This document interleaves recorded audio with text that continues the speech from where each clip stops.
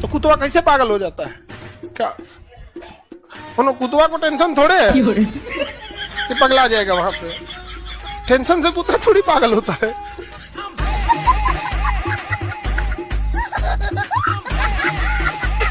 माया का कोई जवाब आदमी को भरमाने में, और कहीं ना कहीं माया फंसा लेती। माया महाठगनी हम जानी। माया तो पता नहीं किस जगह पे दबा देगी उठा। विश्वामित्र को उलझा दिया मेनका के नाम। बुद्ध को भी जब अंतिम अनामय पद की स्थिति आई तो मार शैतानों का जो राजा है उसने अपनी तीनों बेटियों को भेज दी, जाओ। माया छोड़ती नहीं है, अंतिम तक कोशिश करती है, अंतिम तक। ये ले लो, नहीं ये ले लो, अच्छा MP बनोगे, नहीं प्रधानमंत्री, अरे चलो अंबानी बन जाओ, अरे उसको पता है कहीं तो टूटोगे। माया का इतना विस्तृत रूप है, इतनी सुंदरतम स्त्रियां हैं, इतने सुंदर पुरुष है, बाहर जो कुछ फैला है सब माया है, जो कुछ भी बाहर फैला है सब माया है। कहां कहां बचोगे?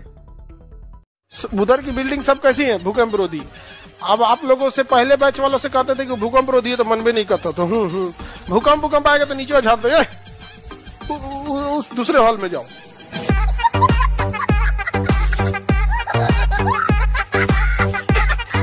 एक व्यक्ति ने सुसाइड किया, उसका वीडियो कितना और वायरल हुआ। 62 मिनट का वीडियो बना के तब उसने सुसाइड किया। कितने प्रेम से उसने विवाह किया होगा, कितनी तमन्नाओं से वो स्त्री को घर में लाया होगा। और आज स्थिति यह है कि लोग विवाह नहीं करना चाह रहे हैं, लोग किसी के साथ नहीं रहना चाह रहे हैं। आज अकेलापन बहुत बढ़ रहा है, आज लोग अकेले रहना चाहते हैं। सुंदरतम स्त्री चाहिए, सुंदरतम पुरुष चाहिए, बहुत बड़ी गाड़ी चाहिए।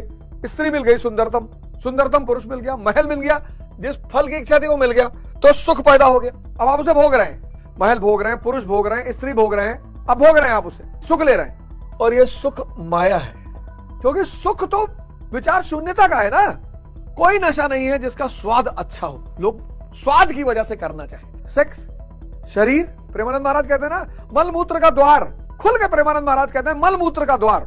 उसको देखने की ललक, उसको देखना, सिर्फ देखना, ये सारी चीजें कुछ समय के लिए विचार शून्यता पैदा करती हैं। ये सारी, वो जो विचार शून्यता पैदा होती है वो सुख का एहसास देती है, इसीलिए इनको माया कहा गया है। मैं ललन टॉप के एक शो में गया, वहां एक महिला ने मुझसे कहा कि मैं युवाओं के साथ बैठकर कंफर्टेबल होती हूँ, मैं बहुत सारे बुजुर्गों के साथ बैठकर कंफर्टेबल नहीं होती, और यही नर्क है। नर्क कौन सी जगह? जहां आप तड़प रहे हो।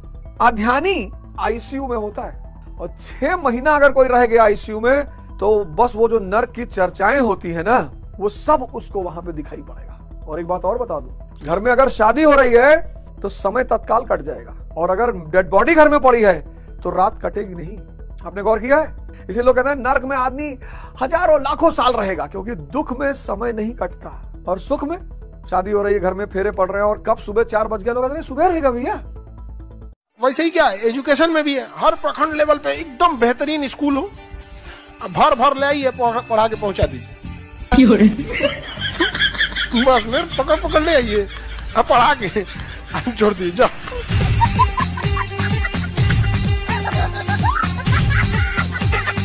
जीवन में एक बार हर व्यक्ति को कबीरदास जी को पढ़ना चाहिए। मैं बता रहा हूं, मुक्ति मोक्ष तो मुझे नहीं पता, लेकिन आपकी बहुत सारी समस्याएं सॉल्व हो जाएंगी। उन्होंने कहा माया छाया एक सी, इसकी तुलना छाया से की कि दिखाई पड़ती है नहीं, ये छाया बनती है, छाया बनती तो है ही है, पर होती नहीं है। फिर उन्होंने कहा माया महाठगनी हम जानी, माया को ठग कहा उन्होंने। यौवन, युवा अवस्था। अब ठग क्यों कहा भाई? युवा अवस्था, बाल्य अवस्था, चाइल्डहुड, फिर युवा अवस्था, फिर बुजुर्गियत, बुढ़ापा। अब गुरु महाराज ने, मणिकानंद महाराज ने अपनी युवा अवस्था को साधना में लगाया। देखो उनका बुढ़ापा, 5 लाख लोग सेवा करने को तत्पर हैं एक टाइम पे, और माया सेवा में लगी है। माया खुद सेवा में लगी है। कोई IAS, कोई PCS, कोई मंत्री, कोई बिजनेसमैन कहाँ है? ओल्ड एज होम में। ओल्ड एज होम, कोई देखने वाला ही नहीं, कोई देखने। यहाँ बुढ़ापा में माया सेवा में लगी हुई है। इंद्रिय विषय संयोग जो है वो पूरी जवानी को खा जाता है। लड़की लोग, लड़का लोग, सब लोग को बचपन में अपना याद कीजिए ना, सुई लगाने के नाम पे एकदम आदमी हदस जाता था। अरे बाप रे बाप, अभी हो तो अब आप लोग अभी बड़ी नहीं न हुई है।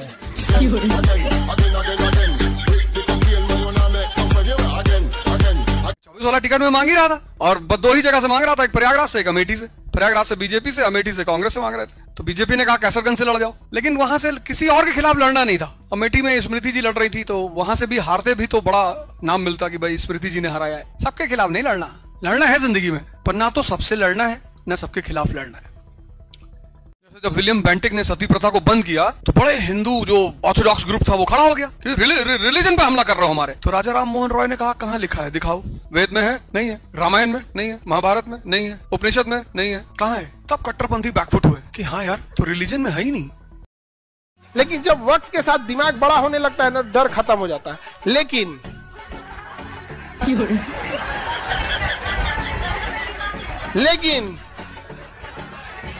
समझ गई बबनी?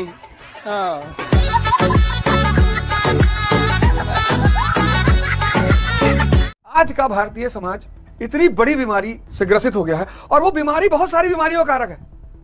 और जानते क्या बीमारी पकड़ ली? बुराई करने की बीमारी पकड़ ली।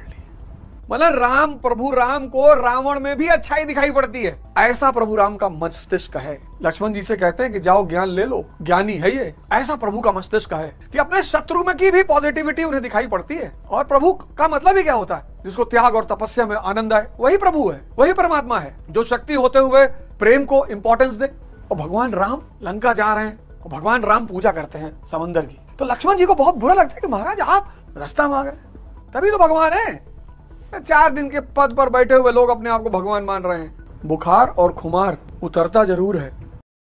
इन्हें में 4 जगह भी अगर काम कर लिया तो उसका 4-5 हजार रुपया आ जाएगा। वो अपना पॉकेट खर्च तो निकाल सकता है। एक स्टूडेंट के लिए हम तो कोई उद्योग मंत्रालय लेके थोड़े बैठे हैं भाई कि हम तुम लोग को क्या दे सकते हैं। हमारा अपने हिसाब से जो हमारा एक तो अपना फीस कम है, उसपे से सरकार का टैक्स हपच के ले लेता है। हपच के मतलब समझते हैं?